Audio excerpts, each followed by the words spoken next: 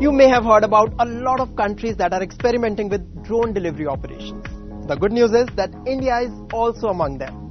The government has overhauled the civil drone regime and some exciting pilot programs are underway. Here is more.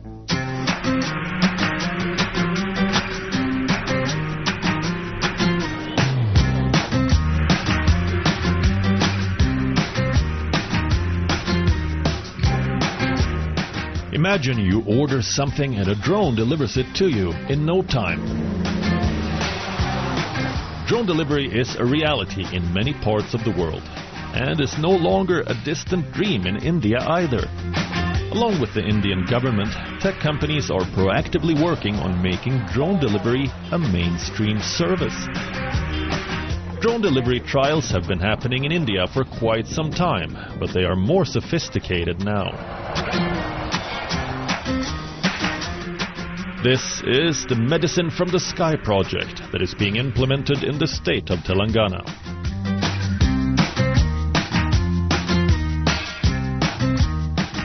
It is now the first state in the country to embark on Beyond Visual Line of Sight or BVLOS flights to deliver the payload. BVLOS drone flights are those that go beyond 500 to 700 meters from the eye's vision. In this project, the payloads could be medicines, vaccines, units of blood, diagnostic specimens and other life-saving equipment. The Medicine from the Sky project is a collaboration of the Telangana government, World Economic Forum, HealthNet Global, an Apollo Hospitals Group company and Niti Aayog, the public policy think tank of the government of India. 8 consortia are a part of the project. In this particular sortie, skyeair delivered the payload from a parade ground in Vikarabad to a government healthcare facility around 3 kilometers away. The distance was covered in 9 minutes. We are actually delivering the live vaccines from one healthcare center to another healthcare center in the state. If you see the Vikarabad area where we are actually doing the trials, we have shortlisted the flight corridors and routes that we have selected. It's not simulated once like, okay, say point A to point B, let's see how it works. We are actually doing from a CHC to a PHC, which is like 10.5 kilometers away or 3 kilometers away. These flights are being monitored to determine if the correct temperature is maintained in the supply boxes.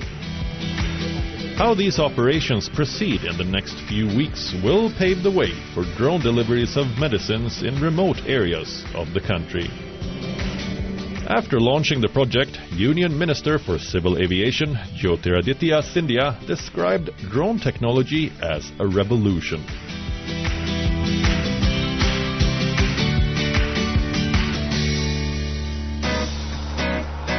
The project is expected to be ramped up in 6 other states in the country in the next 12 months. While the focus is on the healthcare sector right now, one can also expect similar efforts in services such as food delivery and e-commerce.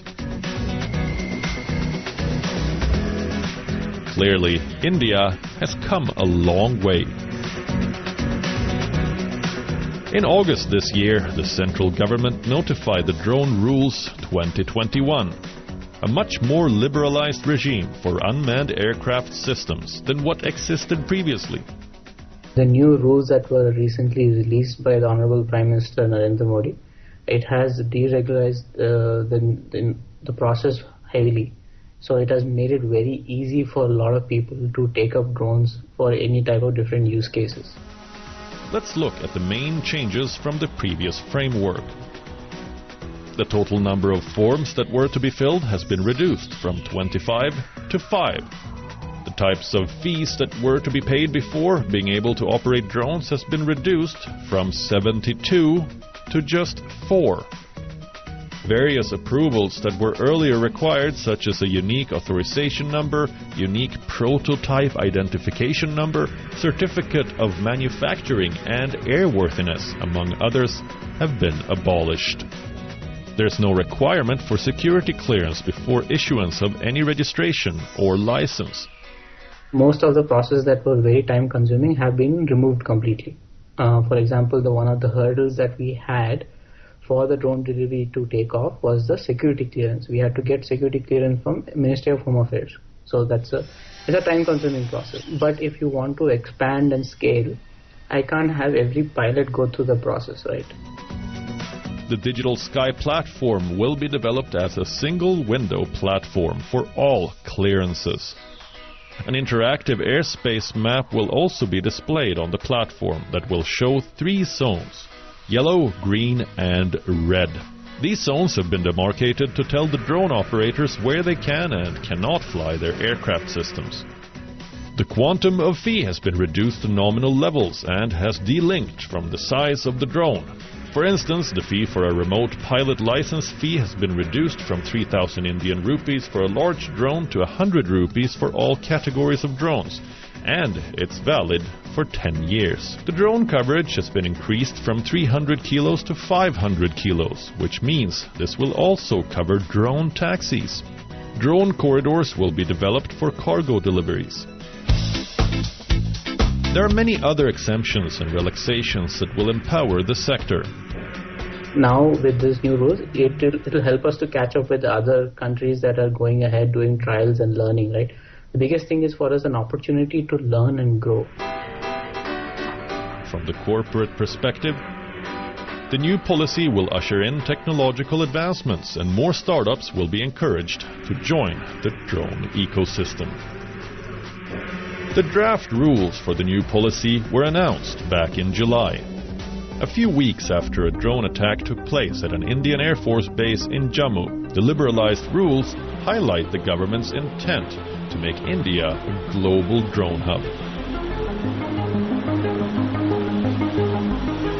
And as the Telangana drone flight demonstrates, this new and exciting phase is already underway.